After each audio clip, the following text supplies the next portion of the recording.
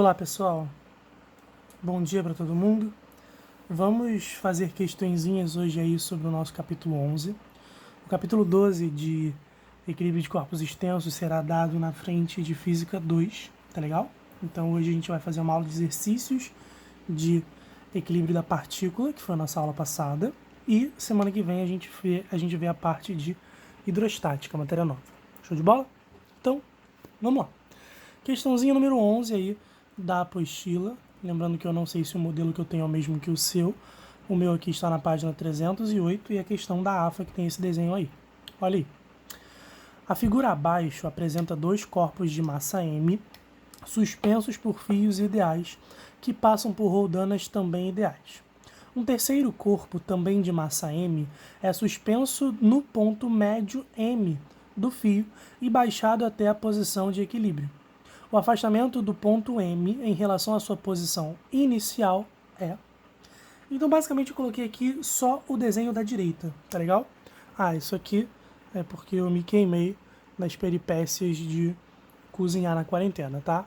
Mas tá tudo bem já. Então, a gente tem aqui o desenho da configuração da direita. Coloquei com um pouco mais de espaçamento para a gente ter um espaço hábil melhor aí para poder trabalhar.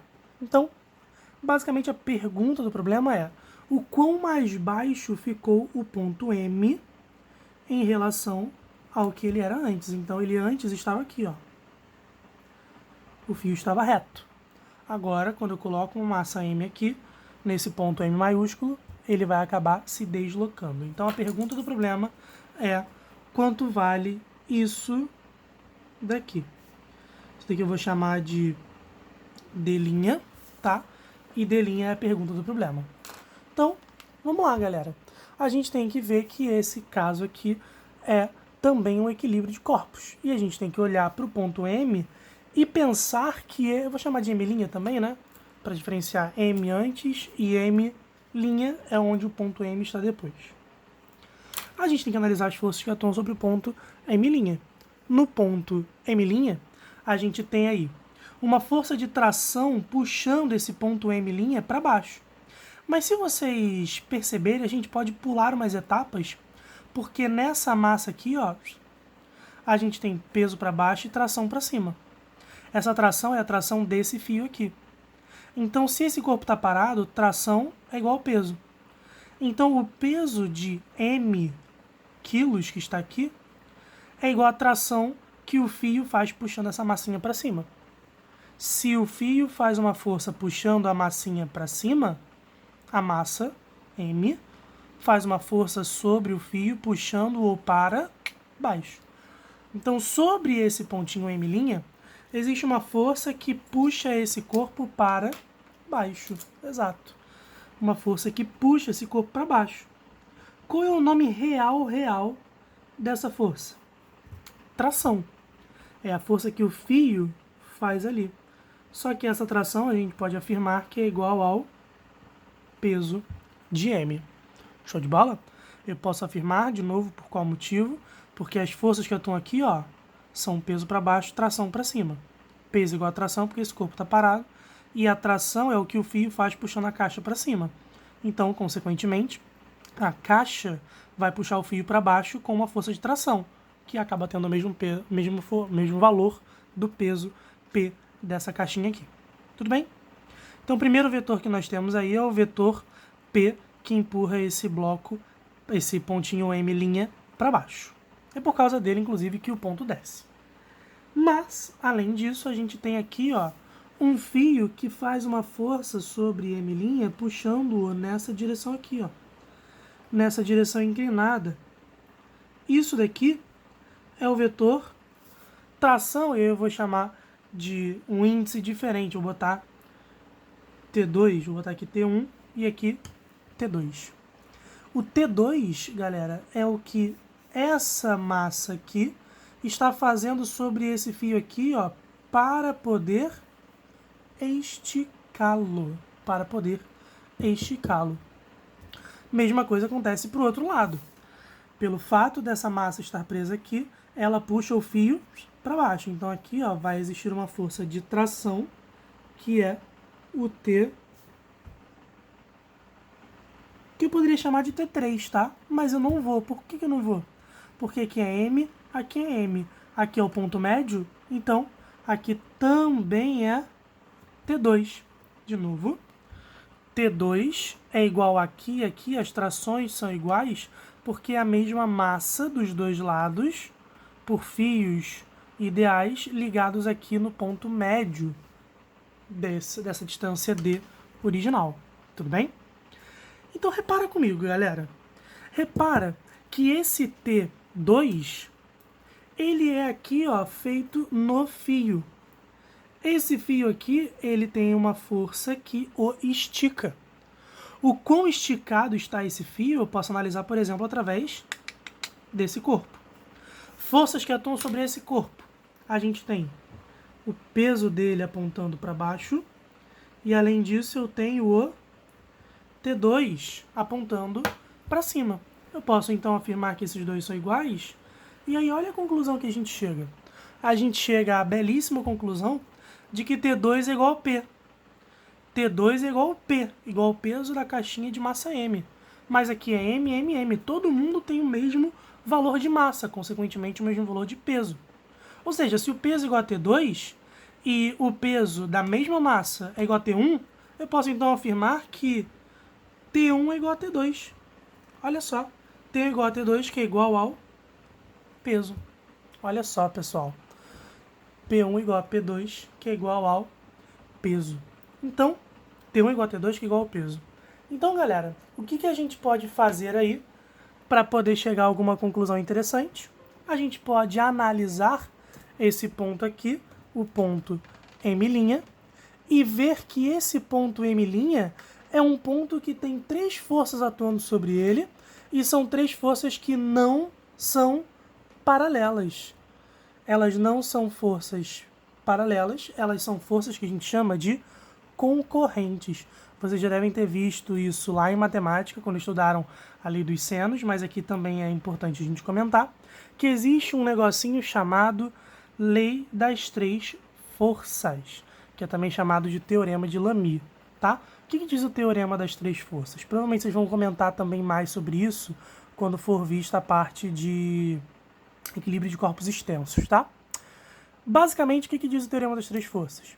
Diz que para um certo corpo estar em equilíbrio estático, ou seja, estar parado, eu preciso que três forças, quando são três forças atuando sobre ele, eu preciso que essas três forças ou sejam concorrentes ou paralelas. O que significa serem paralelas? Se eu tenho um vetor que vale 20 para cá, junto com um vetor que vale 30 para cá, ambos apontando para a direita, eu preciso então ter 20 com 30 apontando para a direita, 50 para a direita. Eu preciso ter 50 para a esquerda. Todos eles paralelos, todos eles na mesma direção. Mas aqui não são vetores paralelos. T2, T2 e T1 são vetores concorrentes. E se esse pontinho está em equilíbrio estático, como a questão nos afirma, eu posso então afirmar que esses três são concorrentes. Eles convergem para o mesmo ponto. Quem é o mesmo ponto? M'. Se eu desse para você três vetores aleatórios que não estivessem grudados bundinha, bundinha, bundinha, era só você traçar um prolongamento desse vetor do outro e do outro. Se os três convergissem seus prolongamentos para o mesmo lugar, significaria então que eles são vetores concorrentes. Concorrente significa que todos eles convergem para a mesma direção quando você os prolonga. Aqui, o prolongamento deles nem é necessário ser feito, porque eles já se convergem nesse ponto M'. Então, se ele está em equilíbrio estático, a gente tem esses três vetores aqui, e são todos iguais ao peso. Então, se T1 é igual a T2, então, na verdade, isso daqui acaba se transformando num triângulo equilátero. Isso daqui é um conjunto de um triângulo equilátero. O ângulo feito aqui entre cada um desses vetorizinhos aqui, ó, o ângulo feito aqui, ó, para dividir esses três vetores iguais, é o ângulo que divide a circunferência em três partes iguais. Então aqui a gente tem 360 graus dividido por 3, são 120 graus feitos aqui. Se são 120 graus feitos ali, o que a gente vai ter, então, é aqui, ó, sendo a bissetriz desse nosso ângulo. Então, aqui, ó, 120 graus, eu vou dividi-lo exatamente no meio, e aqui vai ser 60 graus. E olha só que interessante, né? 60 graus aqui já começa a fechar um triângulo retângulo muito bom. Eu tenho aqui um triângulo egípcio, o triângulo 30, 60, 90. Aqui, ó, também aqui é 60 graus, aqui é 30 graus, e aí mais um triângulo egípcio. Enfim, a gente pode tirar diversas conclusões com relação a isso. Bom, analisando algum desses triângulos aí, eu vou trazê-lo aqui para baixo. Eu vou trazer aqui, ó, uma partezinha para cá. Vou trazer aqui a partezinha vertical, que é a pergunta do problema. Aqui é o D'. Isso daqui é para ser isso daqui, ó. Quanto vale isso daqui? D dividido por 2. Olha só. D sobre 2. Conectando os dois aqui, eu tenho o fio que conecta essa polia até o ponto M'. Então aqui a gente tem essa configuração, com esse ângulo aqui sendo 60, esse sendo 30 e esse sendo 90. Qual é a pergunta do problema? É para descobrir D' em função de D. Então, basicamente, o que eu posso fazer aí? Eu sei o cateto adjacente e o cateto oposto ao ângulo de 60 graus. Não sei a hipotenusa e também não preciso saber, porque se eu tenho cateto adjacente e cateto oposto, eu posso usar, por exemplo, a tangente de 60, onde tangente, por definição, é o cateto oposto sobre o cateto adjacente. D sobre 2 sobre D'. Tangente de 60 é raiz de 3, né? Raiz de 3 sobre 3, 1, raiz de 3, exato, é raiz de 3. Então aqui, raiz de 3. Maravilhoso. Vamos deixar o D' isolado agora. D' vai para lá multiplicando, raiz de 3 vem dividindo. Fica sendo D sobre 2 raiz de 3. Racionaliza esse negócio aí, né? Tá tudo racionalizado ali, então vamos racionalizar. Raiz de 3 em cima e raiz de 3 embaixo. Isso daqui vai dar raiz de 3 vezes D, dividido por raiz de 3 vezes raiz de 3 dá 3. 2 vezes 3, 6. Então aqui vai dar raiz de 3D sobre 6. E isso dá pra gente o gabarito letra D de dado. Olha aí, uma questão interessante que tem poucas informações, gera um certo desespero, mas se você seguir o passo a passo de marcar as forças, de analisar os esquemas de força, quem é igual a quem e tudo mais, você no final chega numa relação de matemática bem tranquila de resolver dentro de um triângulo bem tranquilo. Show de bola? Então, vamos para a nossa próxima questão aí. Bom, para a nossa próxima questão aí, vamos fazer a questão número 15, tá legal? Número 15 aí. Só para a gente ver um estilo de questão diferente. Vou colocar aqui o desenho. Ele coloca aí um vetor R, que aponta para cima, com direção vertical. E aqui basicamente é como se fosse ramificado, né? Ramificado aqui em 45 graus para cá, em relação à vertical. E aqui também ramificado em 45 graus. O outro vetor acabou ficando um pouquinho maior, mas estendendo aqui vai ficar melhorzinho. Beleza. Então, basicamente, temos essa configuração aí, gente. Vamos lá. No sistema de forças representado na figura a seguir, o módulo do vetor resultante R que equilibra o sistema é de tantos newtons. E a pergunta do problema é esse valor aí, quanto vale o vetor R? E aí ele colocou aqui sendo o vetor A e aqui o vetor B, sendo que eles estão aí com uma direção de 45 graus em relação à horizontal, em relação à vertical, quer dizer. Então vamos lá. O A e o B são iguais e valem raiz de 2.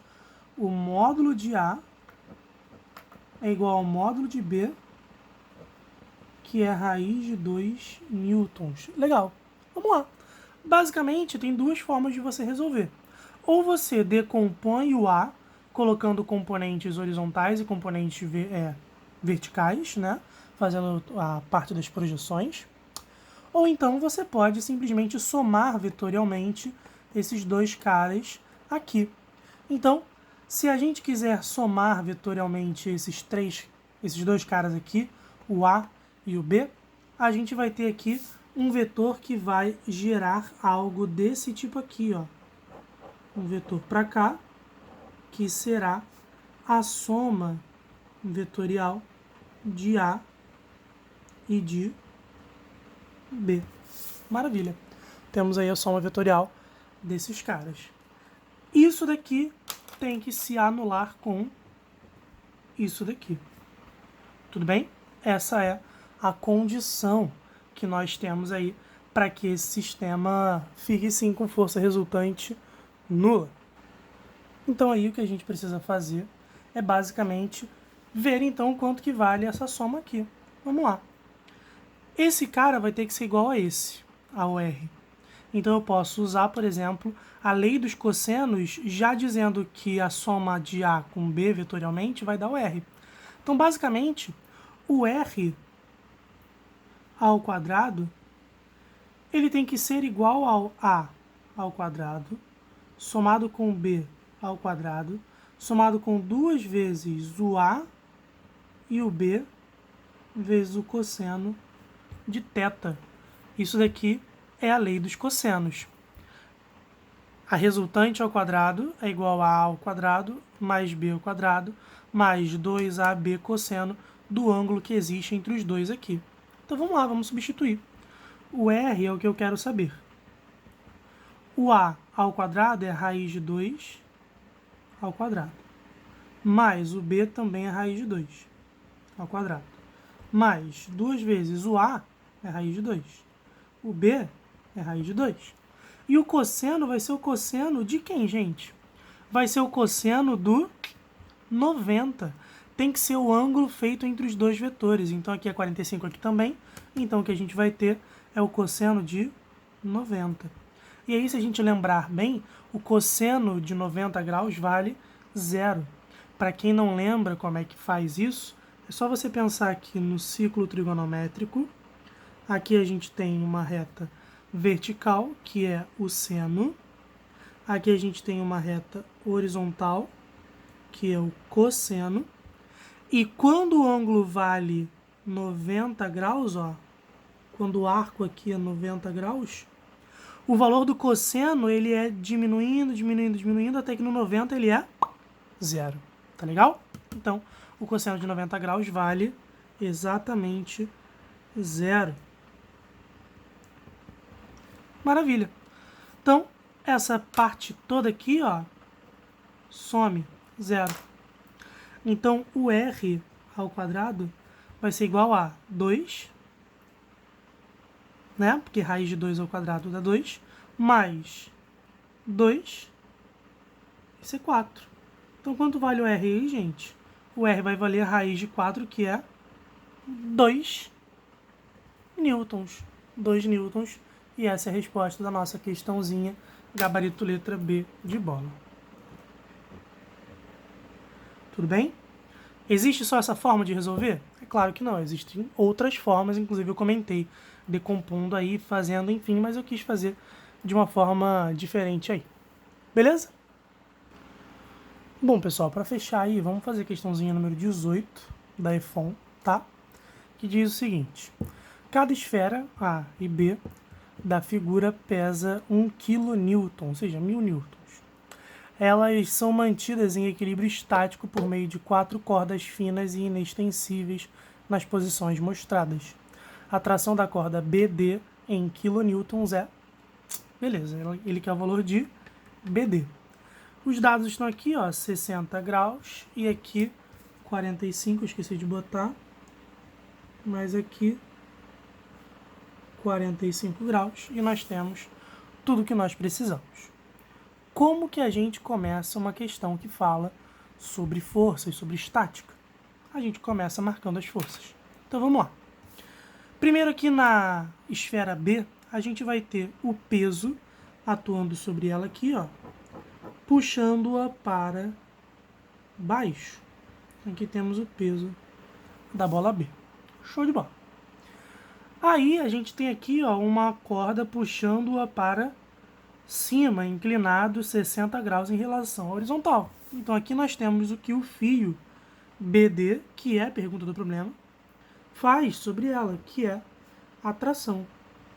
A tração do fio BD é o que a gente quer saber, então vamos marcar a força aí nela. Mas, além disso, tem também um fio puxando B para baixo, que é o que o fio AB faz sobre essa esfera. Então aqui nós temos TAB. E por fim, e não menos importante, temos aqui o quão esticado está o fio BC. O fio BC está sustentando tudo aí horizontalmente. Aqui a tração BC é fundamental para manter essa bola em equilíbrio.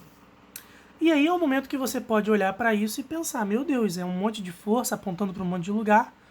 Impossível, então vai dar muito trabalho. Calma, vamos lá. Marcamos as forças sobre B, vamos marcar agora sobre A. Vamos marcar as forças sobre A. Marcando sobre A, a gente tem o peso aqui de A empurrando-a para baixo. Os 1000 newtons, né? Peso de A, que é igual ao peso de B.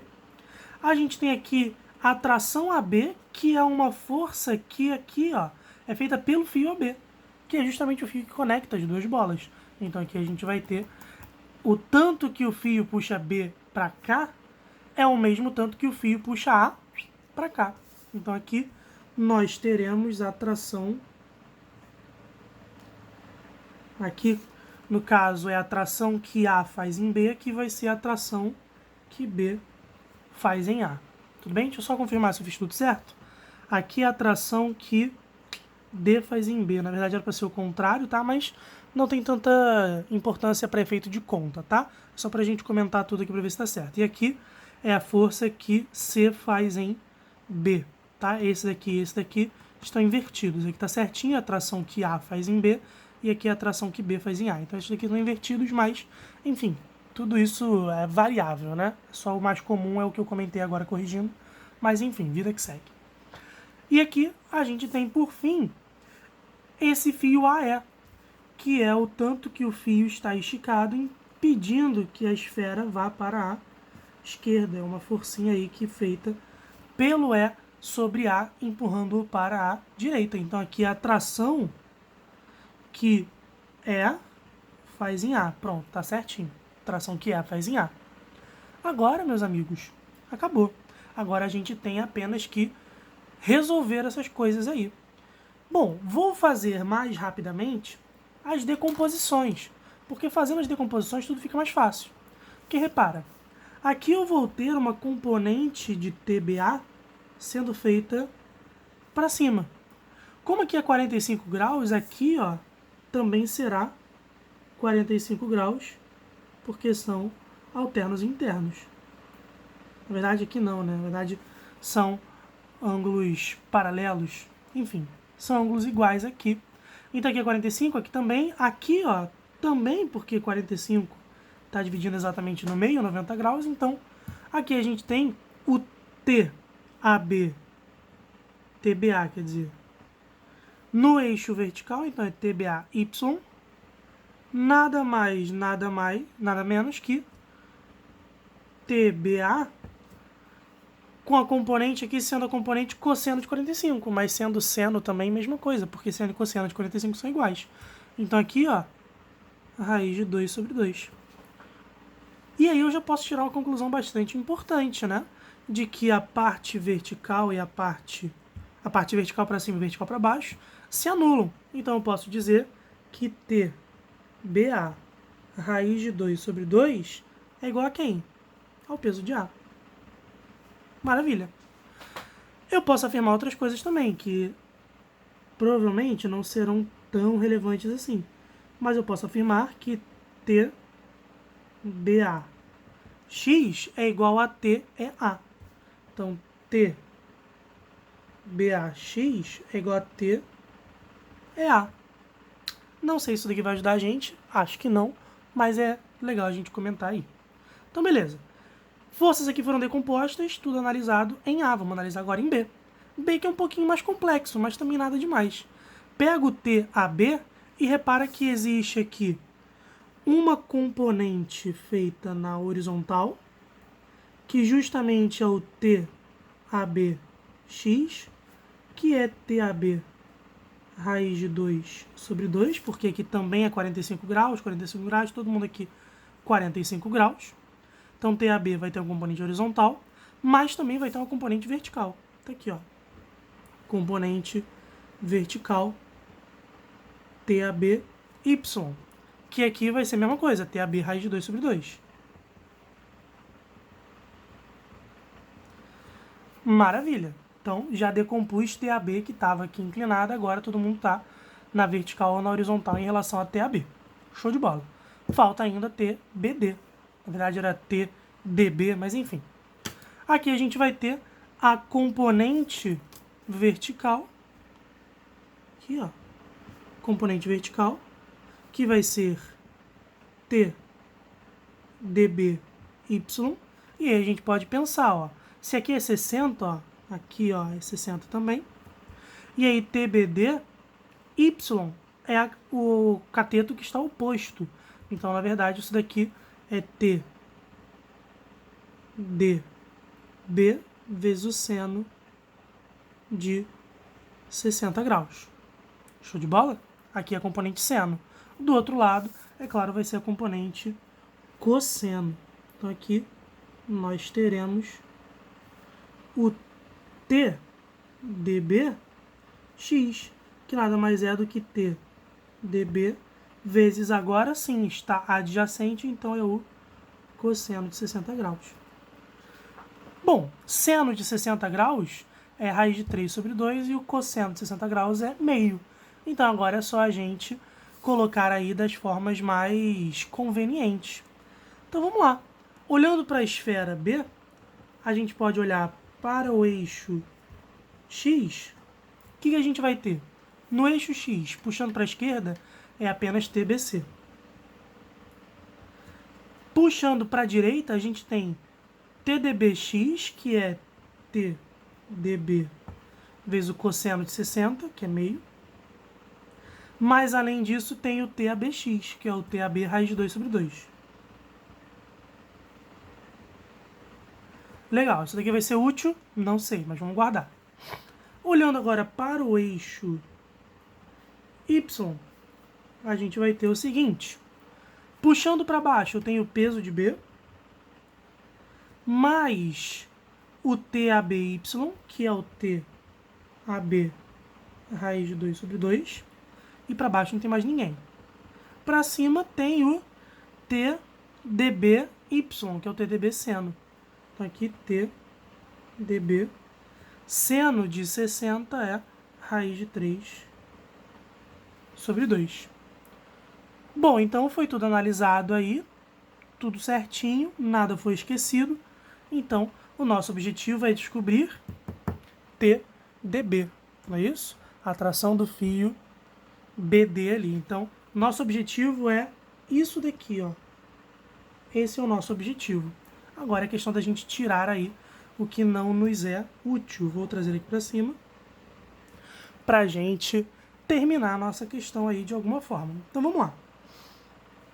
O TAB pode se relacionar aqui, ó. Bem facinho, ó.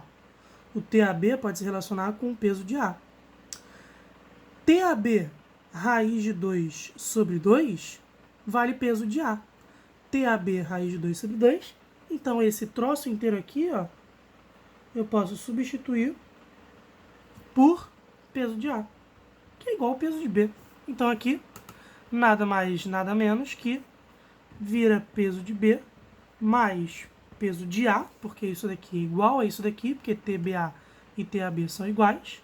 Raiz de 2 é igual, então, peso de A, show de bola, igual TDB, que é a pergunta do problema,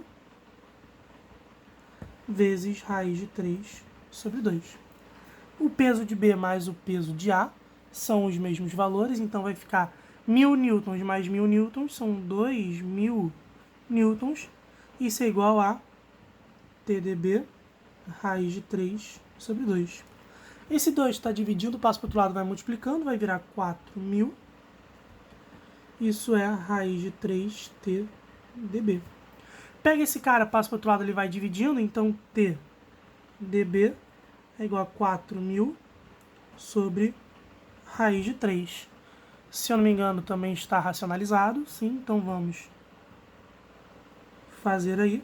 E isso daí vai ficar TdB sendo 4000 raiz de 3 sobre raiz de 3 vezes raiz de 3 dá 3. Então aqui, 3. Isso daqui está em newtons. O problema nos exigiu que isso daqui estivesse em kilonewtons. Como 3 zeros representa o prefixo K, do 1000, né, do kilonewton, quilômetro, quilograma, enfim.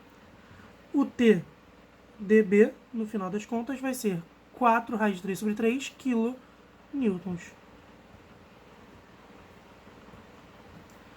4 raiz de 3 sobre 3 kilonewtons. E essa é a nossa resposta. Gabarito letra E.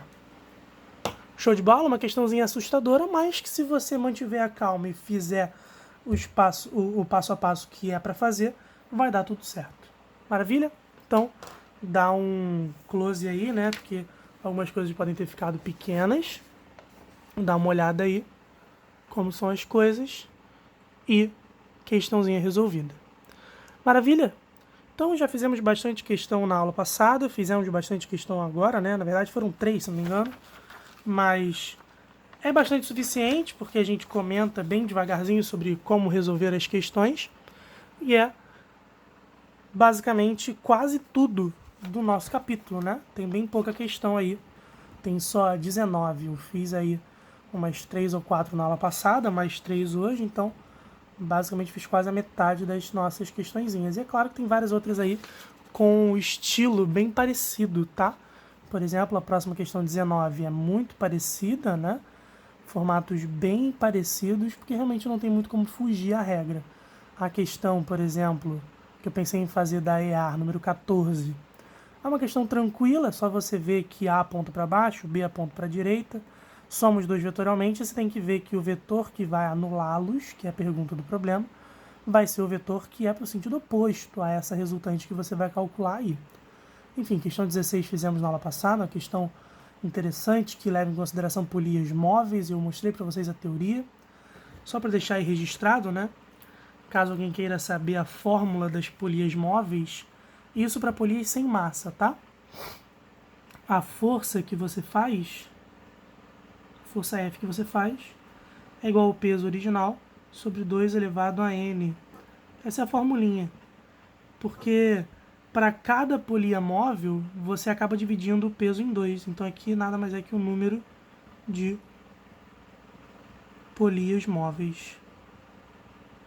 Tá? Só aí para deixar registrado a fórmula formal do negócio. Beleza, galera? Então, eu fiz isso daqui com vocês na última aula, só que comentando, né, fazendo propriamente a divisão das forças, mas se tiverem várias polias móveis, usem isso que vai dar tudo certo. Show? Então, basicamente é isso. Semana que vem a gente se vê novamente com hidrostática. Valeu? Forte abraço a todos e sigam estudando, mantenham-se saudáveis. Abraço, galera!